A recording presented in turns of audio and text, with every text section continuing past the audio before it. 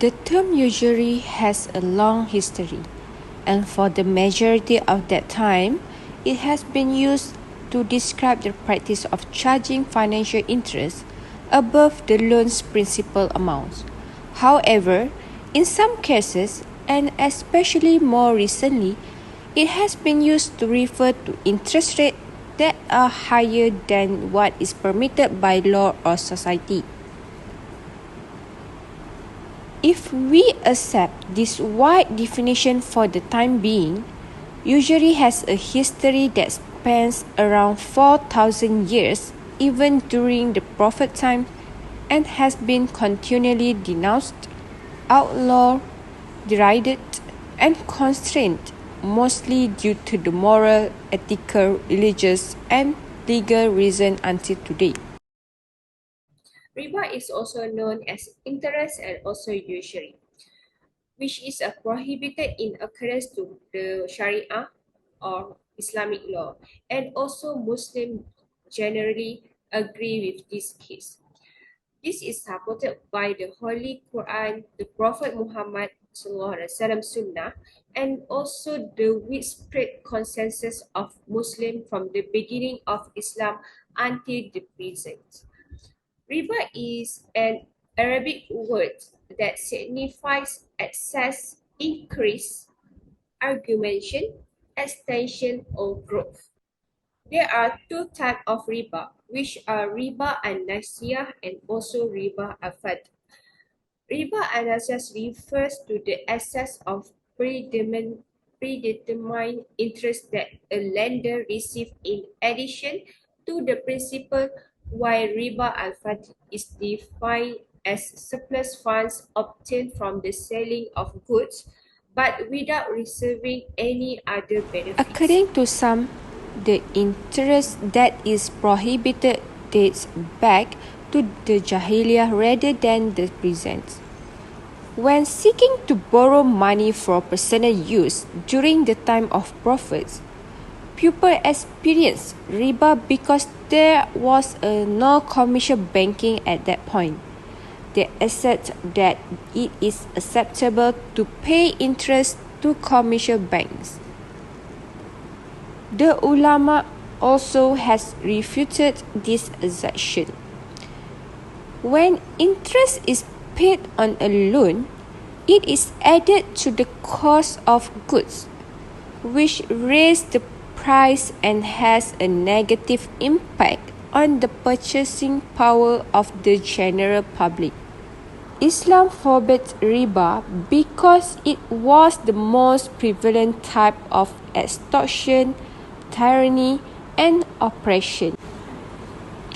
Interestingly, during the Prophet time, financing was accomplished through genuine transactions such as sales on credit, renting, and the pooling of resources from multiple individuals to form a live endeavors or project.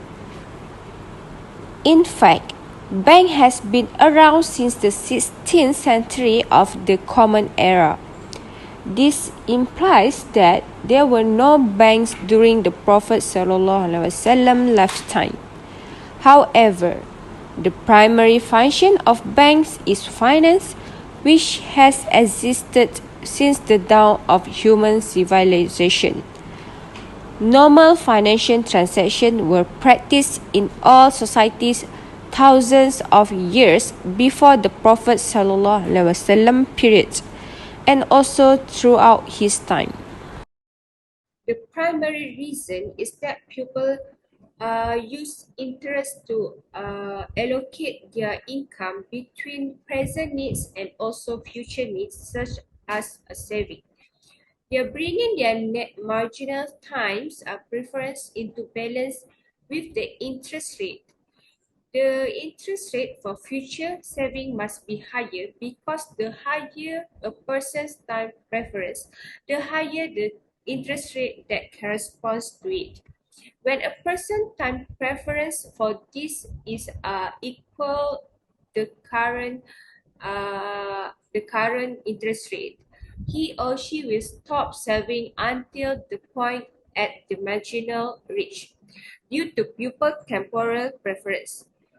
It is difficult for a government or company to promote saving and investing without providing a sizable positive return on borrowed for the overall saving. Hence, for the overall view, this is for their own self-benefits to gain more money. Following to that, the return or profit that may be generated on money invested in any economic growth, such as commerce, production, or the supply of any service, and perhaps the most significant reason for interest which they invested. As long as the margin return is more than or equal to the interest rate on borrowed capital, so a producer is prepared borrow money for his business. In order to achieve equilibrium with the rate of returns, the return on capital must be larger when the interest rate is higher. This shows that when deciding between various uses of capital, interest is undoubtedly a crucial factor in resource allocation. In short words, interests are needed to grow the economy, and it has been used for most countries around the world. Because of riba, a society wealth distribution will become unfair.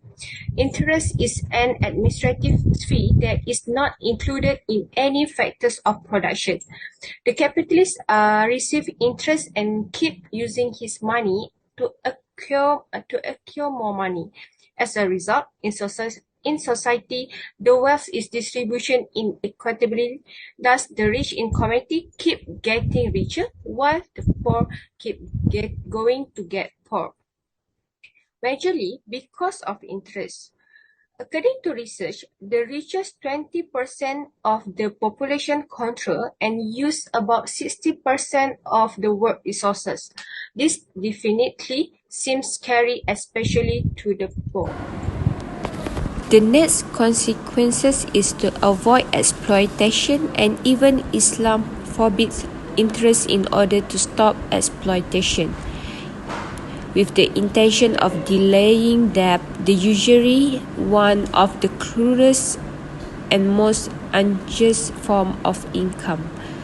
Through this method, the payer took advantage of their debtor when they were in need. Because interest-based loans reduce borrowers' future earnings, they exploit the poor and the needy and contribute to further poverty. These interest-based loans, on the other hand, increase the wealth and future earning of the wealthy creditors. And in addition, the interest make businessmen and rich folks greedy and ill as well. As a result, they advance their extra cash based on interest, which allows them to make quick cash whereas not doing anything of the sort. Furthermore, interest can cause economic instability. The well-known American economist Milton Friedman links changes in interest rates to ups and downs in the economy. This is because a high interest rate makes the investment market extremely uncertain. The main argument against interest is that recession, cycles of boom and bust, and recovery are frequent occurrence in interest-based economic volatility. The next argument says that the compound interest may be the real cause of inflation. Compound interest will result from an increase in invested capital, so it is logical to assume that people will prefer to have a certain amount of money now rather than the same amount later. Besides that, the interest or riba banking system allows money to flow out of the production and investment sector to the wealthy who can pay back the loans while the poor are forced to bear the cost as commodity price rise. This also leads to national economic inflation, which is catastrophic for any economy. Economic instability actually has a lot of different manifestations. The most recent instance occurred in 2020 when the COVID-19 negatively impacted the global economy. Lockdowns forced companies to close their doors, and there were a lot of layoffs which drove up unemployment to all-time high. Lastly, the biggest drawback of interest is how unfair it is to the borrower. Whenever anyone's borrow money, they are typically in need. They are forced by riba to make a repayment that they might be not able to pay in future. There will also be even more needs going forward as a result of it. Because of this, riba ultimately encourages inequality. The only individuals who are able to lend money are those who have money. Because of interest, they continue to amass more wealth. Meanwhile, those in need who need to borrow money continually surrender increasing amount of their own money. Let's move forward how usury is applied in Islamic banking finance or IBF. So in IBF, the lender is responsible for sharing in any gains or losses from the business for which the loans was made. Since Islam encouraged belief to make financial investment and join businesses as partner in order to split profits and risks rather than acting as creditor. According to Sharia, Islamic finance is based on the principles that capital provider and capital user must fairly share the risk of business venture. If those ventures take the form of industry sector, farms, service businesses, or straightforward trade agreements. Instead, gharar and maisir are indeed forbidden in IBF. Islamic law has clearly stated that gharar cannot be mentioned in a contract and should never be included in any agreement. For instance, one cannot sell something they do not actually own because doing so is considered to be deceitful. Another example is an unborn calf cannot be sold because neither the buyer nor the seller is aware of the nature of the items they are exchanging.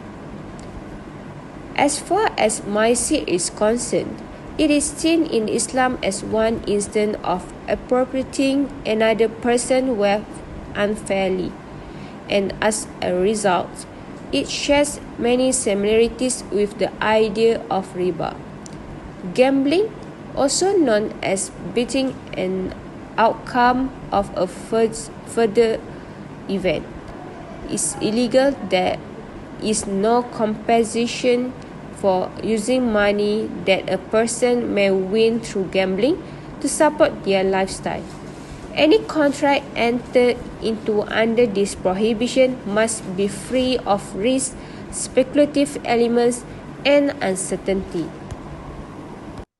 It might seem impossible to reach a zero riba, especially in this modern world when every single things are related to the interest. Yet, we can still have the efforts to avoid and to refrain away ourselves from involving in riba activities. The first suggestion is by stabilizing the value of the currency. Monetary instability in recent years has imposed enormous costs on the global economy, prompting calls for a reset of the international monetary system. To avoid a repeat of the problem, The value of money must be defined in terms of some real commodity or commodities, as it has been for most of history. Making currencies convertible into gold again, however, will not be a panacea. Note that it is important to regulate and keep an eye on the printing of currency of any kind, including banknotes. Misapplication in the production of money is just as terrible as riba. Last but not least is by improving the legal system. The legal system in all countries, especially Islamic country, needs to be more effective and enable prompt and equitability resolution of any disagreements that might develop between partners, investors, and managers. Not to exclude, loan contract should not be used in business deal when a return is anticipated, as Islamic law's loan contract nature in built on mercy and compassion. In a nutshell, riba is regarded by Sharia as a major instance of injustice and also oppression. As a result, riba is forbidden and charitable giving is encouraged. The strong and powerful use of riba as a means of hoarding money according to Sharia, which is why those who do you are warned. The Sharia established zakat, inheritance, and charity regulations. This is why it is important for us to, especially as a Muslim, to abstain ourselves from